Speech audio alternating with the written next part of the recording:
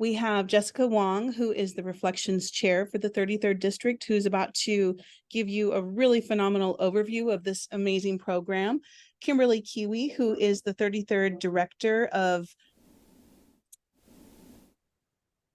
Family Engagement. We also have Lisa Snowis, who is our State Reflections Chair, who is a wealth of knowledge. And I believe I saw Marcy Cottrell, who is our Executive Vice President for the 33rd District on this call.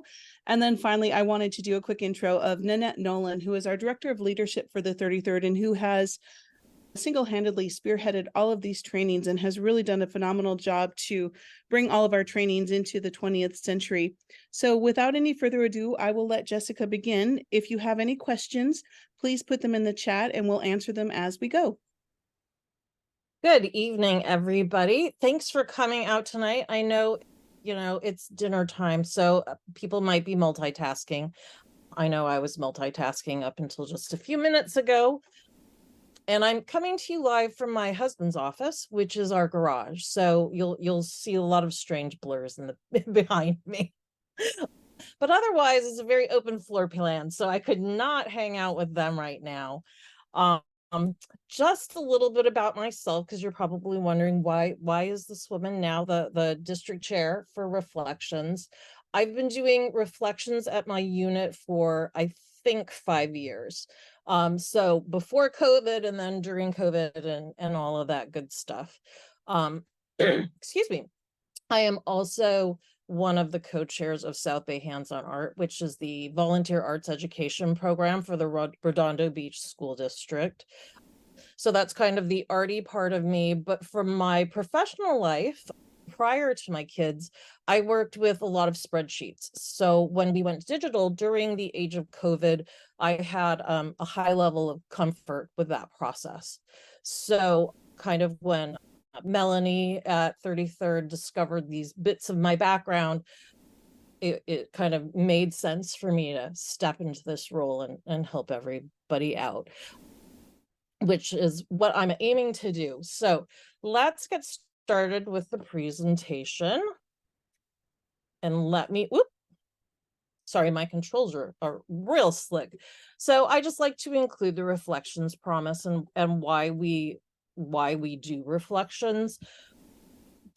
And this is kind of my passion about Reflections, is that, it really helps them tap into critical thinking skills. Arts education is sort of a redheaded stepchild, I think, in education curriculum for a large group of people, but it's so important to give kids opportunities. And I think Reflections is one of the amazing ways that we can provide that across many spectrums, not just visual arts.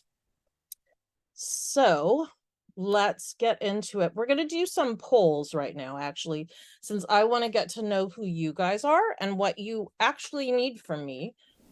I'm not going to just hopefully lecture at you for the next 20 minutes to 30 minutes. So Kimberly's going to launch the polls, and I think you're going to see all 5 of them at the same time.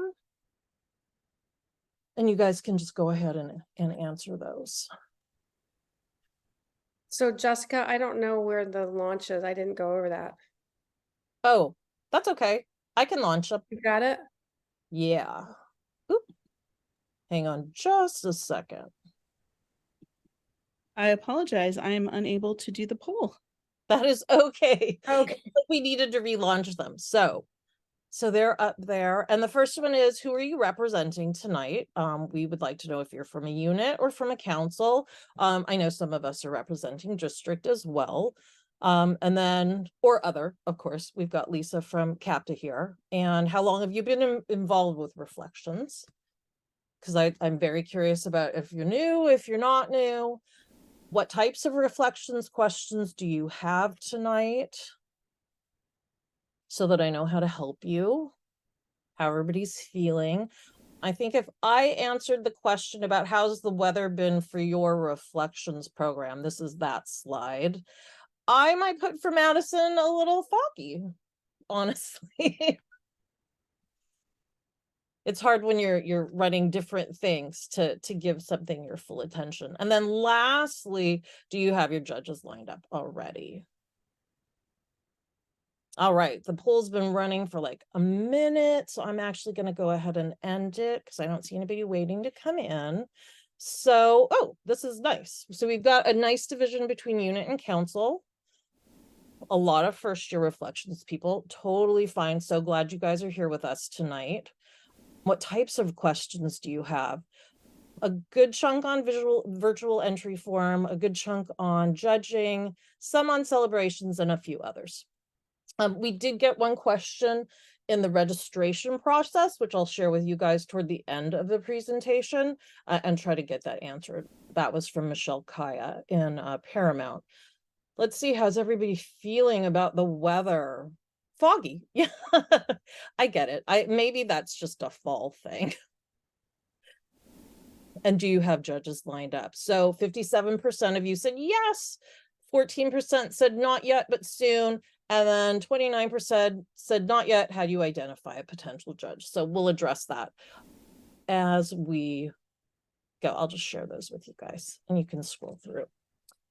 So thank you so much for participating in those. And as we move through the presentation, I'm going to ask you guys for ideas and raise your hand. And then Melissa and Kimberly will probably call your names out. You can also drop questions in the chat and we'll provide some links for you in the chat as well. So this presentation is not kind of about recreating the beautiful wheel that California PTA Reflections Committee has already provided for us. They did really wonderful trainings that have been recorded and are available for public consumption on the leaders.capta.org website. I would encourage anybody who has questions about getting your program started, the virtual entry form and virtual judging, to watch those. I personally, since I've been doing this for a while, I've rewatched them all, but I tend to watch a lot of YouTube videos on 1.5 speed so that it's not its entire length. The longest one is the Getting Your Program Started, which is a little over an hour. And then virtual entry sheet and the virtual judging videos are about 20 minutes, so not very long. And then they also include their Q&A portion, which I think is just as valuable because then you can hear your peers' questions about that as well. I'm going to take this off my screen. So most of the questions I've received thus far are about due dates. So I just wanted to provide you a sampling of them. So California State PTA's sample due dates, and I offer them as a sample, but these are their actual due dates, is January 10th, as you can see. 33rd District PTA's website. So my deadline is December 1st. Those both are hard deadlines. You can see California State PTA suggests October 15th for units. In Redondo Beach, we're doing October 27th and kind of fudging that into the right around Halloween. And for the councils, CAPTA suggested November 1st, and our council in Redondo Beach, personally, since that's what I can speak to, is November 17th. And I can say that Redondo Beach's deadlines are a little bit later than that because we are doing all digital entries, and judging digital entries tends to go very quickly, at least in my experience. And then who are you going to call? If you're a unit's reflections chair, you will speak to your council reflections chair, unless you're an out of unit reflections chair. If anybody's out of unit, can you drop that in the chat and just like kind of let us know that you're here? Since I didn't include that in the polls. So they would contact me. If you're out of council, you would contact me since you don't have a council. And then council reflections chairs will direct questions to me, and I would direct them up to Eric Thompson and Lisa Snowis and the rest of the team at California State PTA. And my email is right here for everybody, reflections@33rdpta.org. 33rdpta.org. And I check it frequently, especially during the season.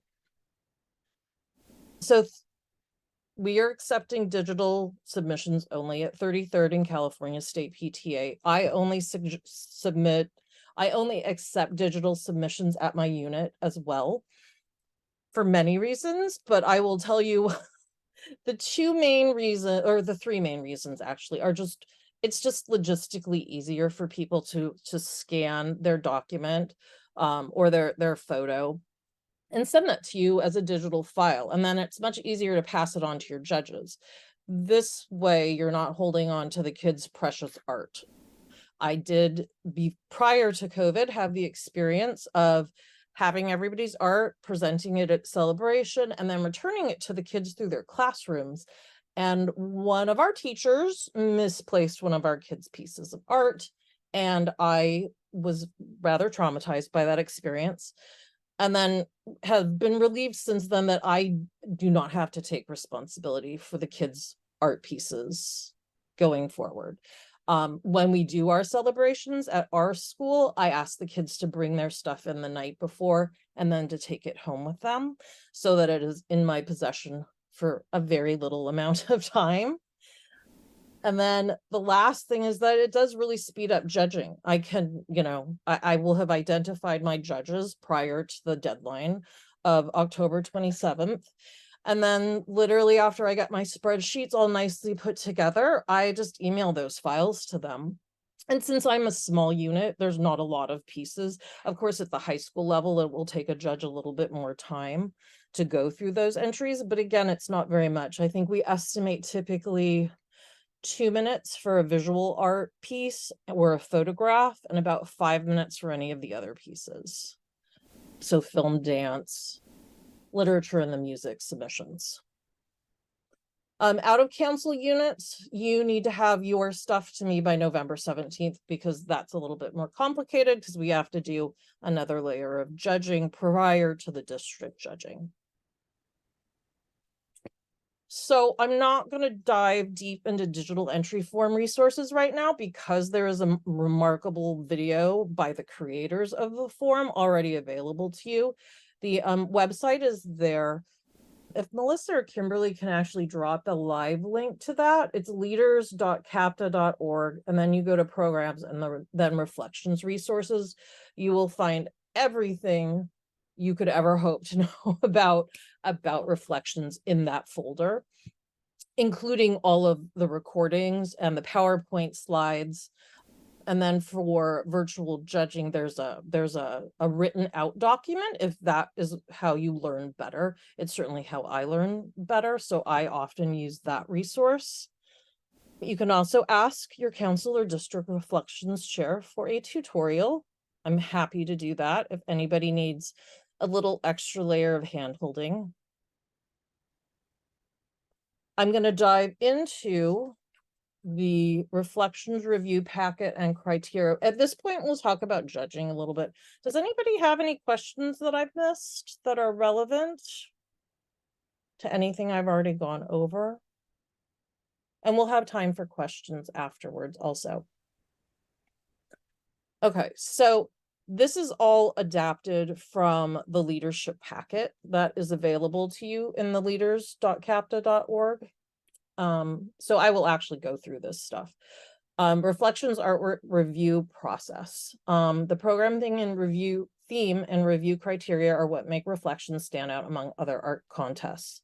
Line up your reviewers, which we'll talk about in a minute.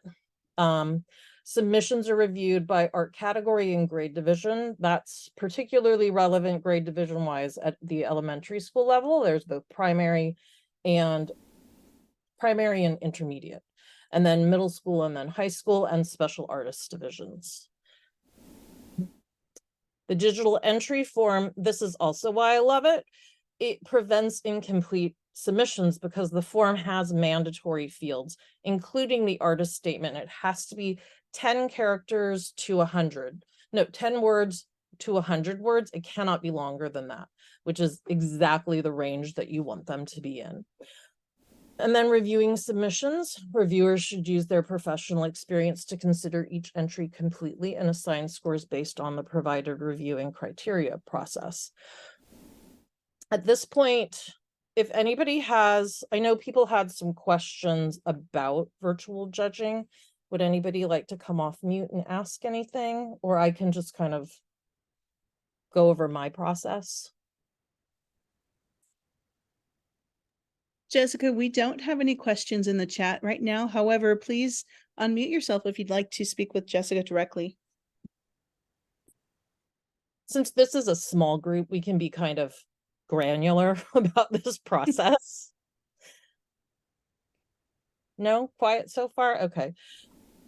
So, and please, if you want to come off mute and ask me a question, that's totally fine. Just tell me your name when you come off mute because I can't really see anything. Again, judging is a blind judging process, which means you mask your student's name and all the personal information so that the only thing judges are seeing are the title of the art piece, what category it's in, and some relevant the statement itself and their judging fields.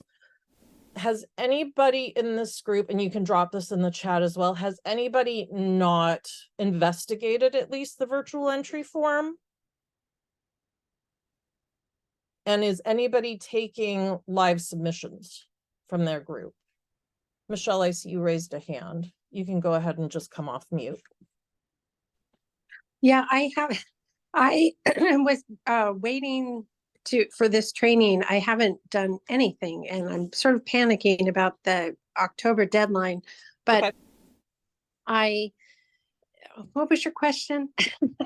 That's okay. You were just talking about something and you said, has anyone done this thing? And I raised my hand. No, that's perfect. So it sounds like you haven't looked at the entry form, the digital version at least. That's correct. That's correct. Okay. Because I didn't even know what the digital, I saw that in there, the virtual. And I did this 20 years ago with some of my children at elementary school, and it was all tangible, but it was before digital. So this whole virtual thing is all new to me. So, but my understanding, it sounds like the digital submission just means you want us to scan the artwork or written work and email it to you, basically. Is that correct? It is. So basically the forward facing piece of the digital submission form for your students who are entering is a Google form, which you've probably encountered before. We use them for RSVPs and stuff like that a lot. So it's basically that piece of paper that everybody's very familiar with. So Lisa and Eric have taken that and digitized it in a form, and it's called Google Forms is the program that we all tend to use because it's free. That information then flows into a spreadsheet. So like an Excel spreadsheet, but it's the Google version, Google Sheets. Okay. So and I know sometimes people get a little freaked out about spreadsheets. Spreadsheets are just a way of organizing information. Sure. So you'll have beautiful fields of names and addresses and artist statements. And at the very, very tail end of the spreadsheet, which is quite long, you'll find hyperlinks to the scanned pieces of art and videos of dances and music compositions and stuff like that. So I have your email address. I can reach out after this and we can set up some time if you would like a little bit more. Do you know what council you're with? Well, it's with Paramount Unified, but they told me to go through 33rd District, and I'm not sure. That's okay. Fine. Not to worry. We'll chat later. I saw Violet, you also had a hand up. Michelle, we'll definitely talk later. Violet, go ahead. Or were you just raising your hand to let me know that you also have less familiarity with that than maybe you're comfortable with? Which is totally fine. And this is don't worry. It's my first year doing this, and it just so happens that my daughters, I served on the PTA for my daughter's school, but they never had reflections program. Well, my kids went there, and they just started, I think, last year. So this is like a brand new thing for me. And are you at a unit or a council? I'm at the council. You're Culver City Council, from my recollection. Right. Yes. Great. And then we had a house the last 2 weeks, the last couple months. I mean, end of August, our entire household got COVID. Oh no, I'm sorry. It has been going around again. So But you're at the Very council good. level, so your units are probably busily doing all of the stuff that they need to be doing, and you're not gonna see it for a little while yet, so you have some breathing room. And then I can certainly, towards the end of this, I'll talk a little bit about how council people will deal with submissions and stuff like that. Since we haven't received any yet, it's a little bit harder to speak to, so I'm certainly offering to our council chairs if they need some help with making their spreadsheets, we can do that together. Okay, thank you. Yeah, so not to worry. Thank you guys for putting your hands up and asking those questions. That is one of my jobs, is to make you feel more comfortable with this process. Getting judges. So the way we have done it is we kind of just go out into the school, into the neighborhood. Of course, I don't tend to choose people to be judges who are directly related to me or to my school necessarily. So while I might want to ask the music teacher at our school to judge the music submissions, I actually might go to the other music teacher who works in the southern part of our district to do it. Or my children happen to take a music class, so I might ask their teacher to do it. I will fully confess here, neither of my children have ever participated in reflections in any way, shape, or form. The word competition freaks them out. So I just do it because I really enjoy seeing the kids' art, and it's just a really fun program. And I've never particularly cared if my children wanted to participate in any PTA program if I thought it was worthwhile. So that's kind of, you definitely ask teachers if they know people or the rest of your PTA people. I think most of us do frequently know very creative people, or at least other people who know other people. That's a great way of doing it. And sometimes you inherit judges, which is also great, as long as they're still interested in doing it. I know we say that they have professional experience. Not all of them have like diehard professional experience necessarily. I am fortunate that one of my best friends is a film reviewer, so I will ask her certainly to review my film submissions, assuming I get any this year. You never know with film, especially at the elementary school level, if you'll get enough that need to be judged. So yeah, and go ahead again, put any questions in there that you might have. I'm just looking at my notes. So Jessica, we did have a comment that I think is germane to the conversation. And this is from Alicia. Thank you for commenting. She noted that we reach out to our local college art instructors or art community within our city, which is a fantastic way to recruit. Absolutely. I love that suggestion. Since I work with a bunch of artists through the South Bay Hands-on Art process, they're wonderful judges, and they also often know people, and they're always eager to help the kids out, I feel like. So it seems maybe a little intimidating, and if you're not, I am not, even though I'm sitting here in front of you guys presenting this material, I tend to be more introverted and don't necessarily like reaching out to strangers. I have gotten through this with emails or sometimes asking friends to ask and stuff like that. So there are ways around or to make it a little more comfortable to approach people that maybe you don't have personal experience with. And certainly reach out if you have questions or want to brainstorm resources and stuff like that. The virtual judging training video is again at leaders.capta.org. Programs, reflections, resources. That one happened fairly recently in the last 3 weeks at the end of September. And the videos, I can't stress this enough, are especially useful because you can pause them and rewind them at whatever speed you're comfortable with to see, because Eric literally goes through the spreadsheet and what you should be doing with it and what you should be seeing. If you're not comfortable with that, of course, reach out. I'm happy to share screens with you one day and work through that kind of stuff. That's really at the unit level. Once you're a council judge, or not a council judge, a council chair, and then for me as a district chair, we're going to have to create our own spreadsheets, essentially. So the units get them all nicely created for them by the form, and then we take those Award of Excellence submissions and we copy and paste a new master, essentially. And it's not at all difficult. I would never want to make it sound difficult. It's just not everybody's comfortable with technology. My mother being one of them. I would I would have to do the whole thing for her. So I just wanted to go over the criteria. So I'm actually just going to focus on the very bottom. Notice that interpretation of theme is weighed more heavily than the other criteria. A well-developed concept is more important than technique. I can't stress that enough.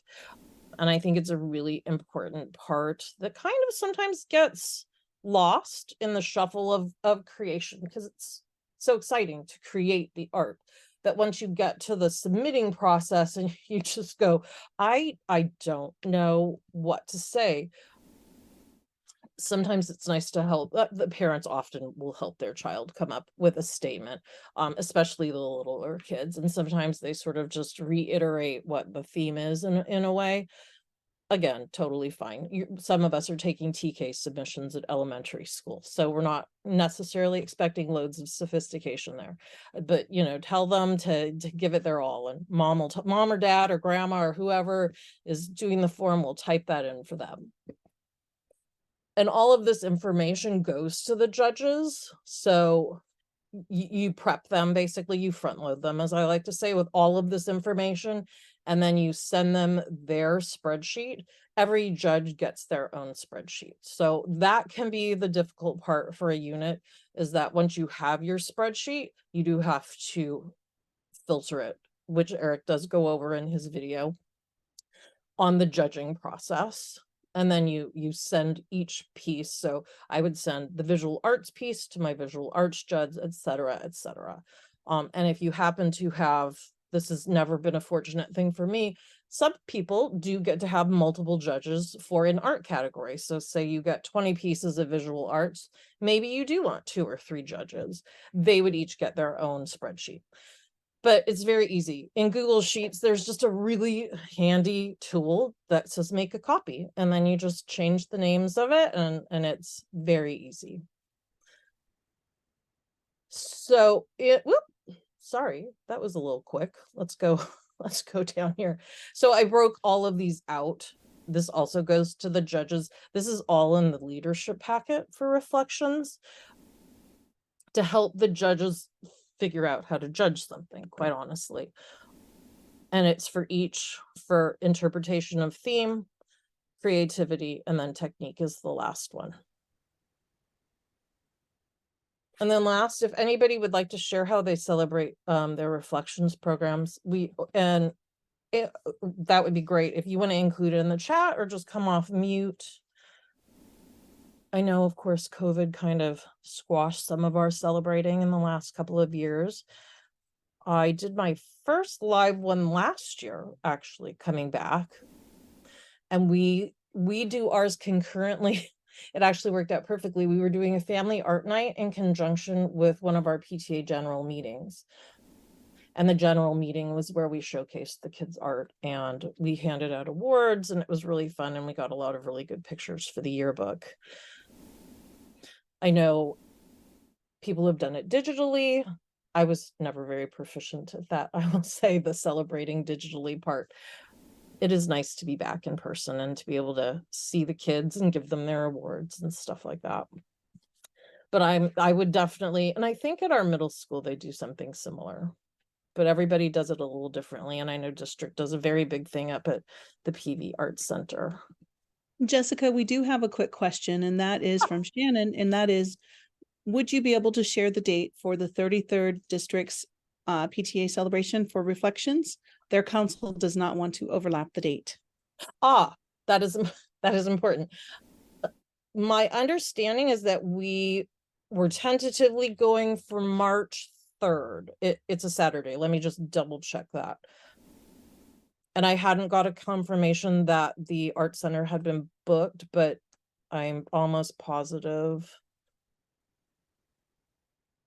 It might be March 2nd. I can confirm that for you guys. When I follow up with you. It's March 2nd. It's March 2nd. Thank you. Yes, yes, and it has been confirmed. Oh, it has been confirmed. Fantastic. So yeah, so we'll be there, I think, pretty much the same time frame as we were last year. And that's a beautiful space. So we're excited to be returning.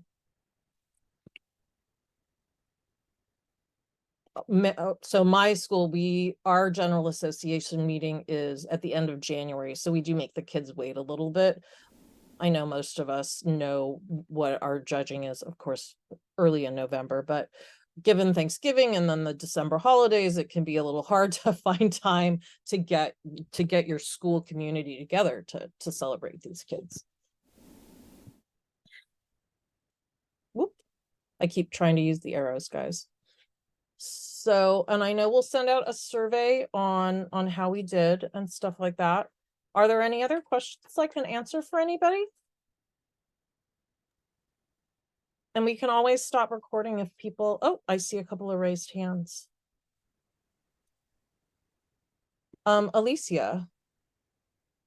Hi, I just wanted to, I guess, see if anybody had any ideas for celebrations at the high school level. I'm not sure if anybody's here from a high school.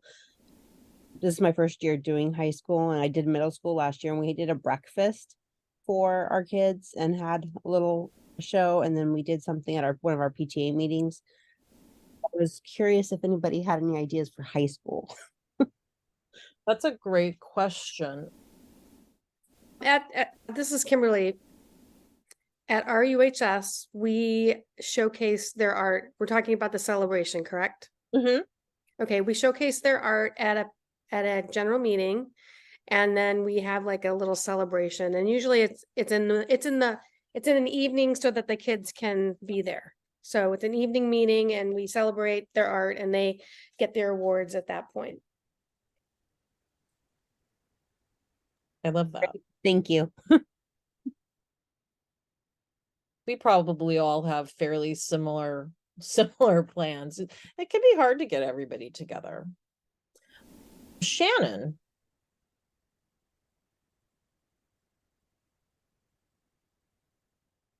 Hi.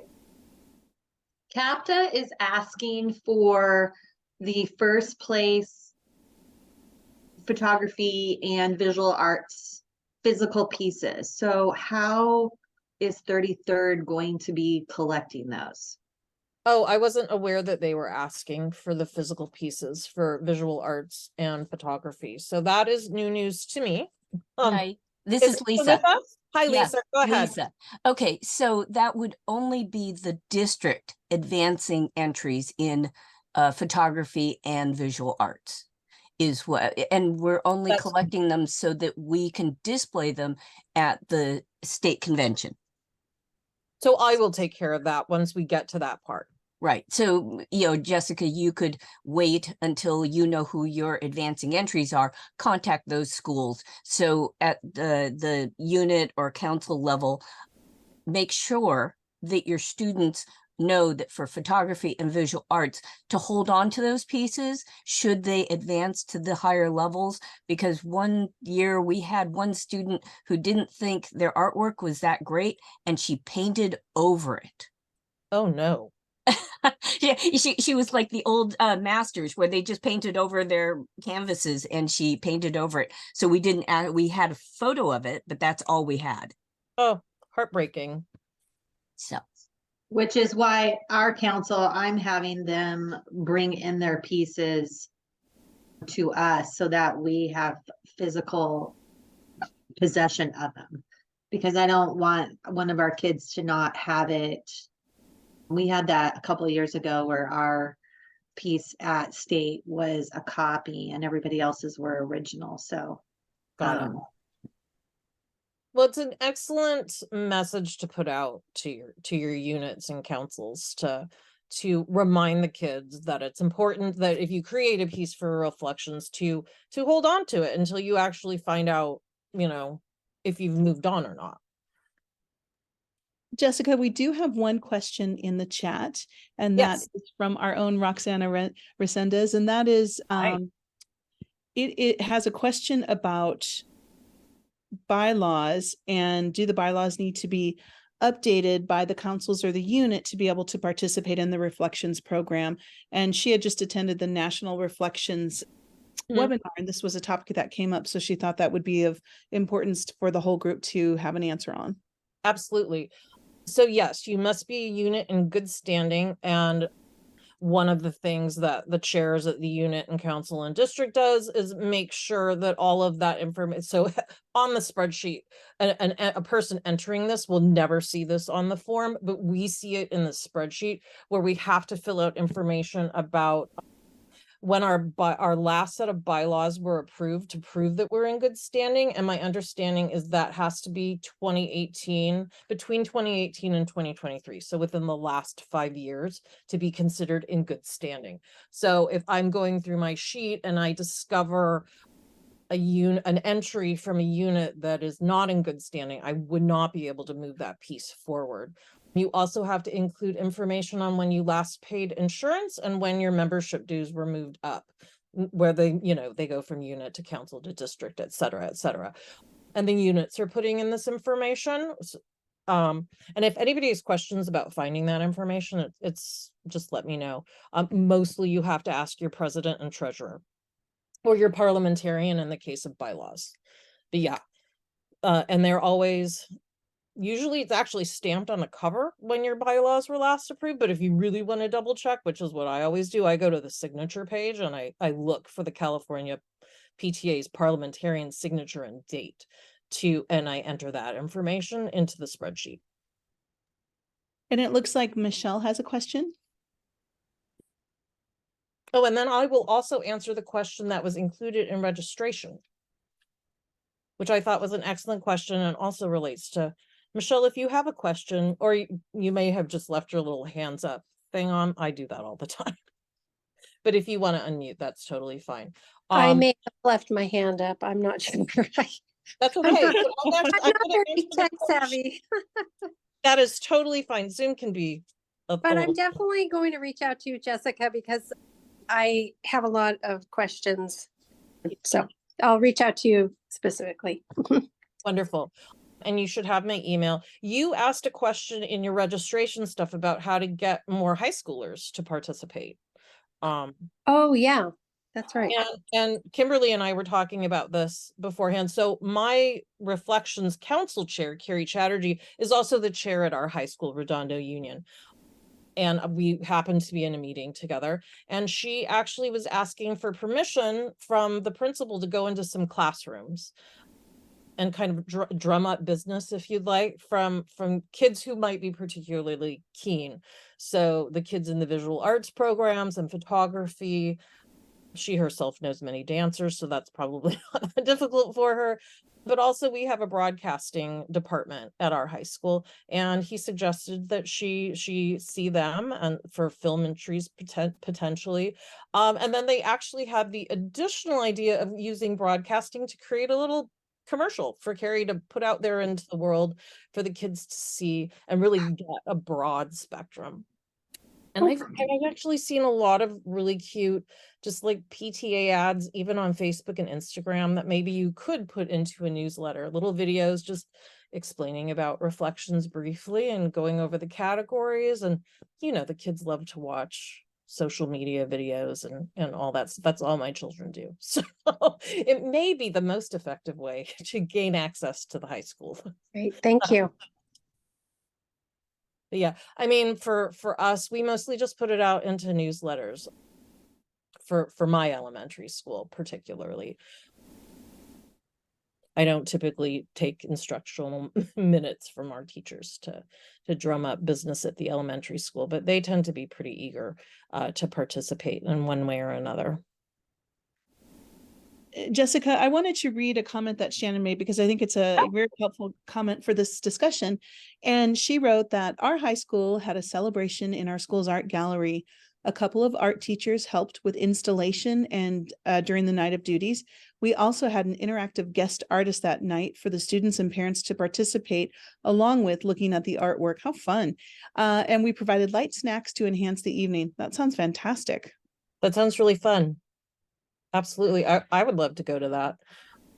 I will share another idea for, and I don't know how well this would work at a high school, but one of our elementary schools who wanted to increase reflections participation hosted a family art night. Actually, I believe two, like they kind of targeted, they divided it down, and then they invited some professional artists from the community to come in and talk to the kids about and do some photography and visual arts and, you know, writing and music and stuff like that. So I think they managed to do two kind of art nights and they started getting entries right away. I thought it was a really smart way of connecting with your community and it kind of explaining the program and giving the kids the opportunity and the space to create. I think that's sometimes in our busy lives what the kids lack, and probably especially at high school. They have so many different demands on their time that unless they're already kind of prolific and, you know, practicing artist already, that sometimes they won't necessarily make time to participate. Lisa, I see a raised hand. Yeah, just for the high school level, it might be a little late, but I used to set up a table at registration and you'd catch everybody who goes by. I don't know if you do it in person anymore. This just shows my age, how long it's been that I've been doing this. But just something that I tell students, it's not always for your art students. Promote it to your math science students, those high achievers that are going to, you know, the high achieving colleges. I always say there's two slogans I use for high school is looks great on college applications, because then you've got an award that shows that you're not just the math science geek, that you've got this creative function going for you because you won a creative award. And the other thing that at the high school level is I say, few will enter, many will win. Because at the high school, it gets kind of thin as far as how many students actually participate. Yeah, I think that, I mean, those are very funny. I really enjoy those. Jessica, we had a comment, and this is useful for the whole group, and that is to recruit reflections participants from the AP English classes. Oh, I like that. Yeah, so maybe Michelle, if you can get with that principal or the teachers and maybe get some FaceTime with the kids. You don't need a lot of FaceTime, you know, 5 minutes or less probably. Any other questions or concerns? Again, please feel free to reach out to me if you have any questions or are worried about the spreadsheets and all of that.